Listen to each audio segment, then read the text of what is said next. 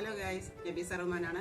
അപ്പോൾ ഇന്ന് എങ്ങനെയാണ് നമുക്ക് ഉരുക്ക് വെളിച്ചെണ്ണ ഉണ്ടാക്കുന്നുള്ളതെന്ന് നമ്മൾ നോക്കുന്നത്. അപ്പോൾ ഞാൻ ഇന്ന് 4 തേങ്ങയാണ് ചിരകി എടുത്തിരിക്കുന്നത്. ഈ 4 തേങ്ങയ്ക്കകത്തേക്ക് ഞാനൊരു 4 ഗ്ലാസ് വെള്ളം കൂടെ ഇതിനകത്ത് ഞാൻ ഒഴിക്കും.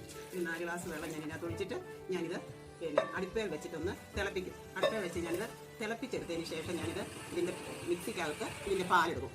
മിക്സിയിൽ പാലെടുത്തിട്ടാണ് വീണ്ടും നമ്മളിത് അടുപ്പയിൽ കൊണ്ടുവച്ച് ഒരുക്കുന്നത്.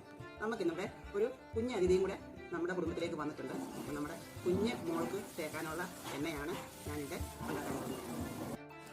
പാലെല്ലാം റെഡി ആയിട്ടുണ്ട്. നമ്മളിതാ ഓട്ടുള്ളിലേക്ക് തയ്യാറാക്കിയിട്ടുണ്ട്.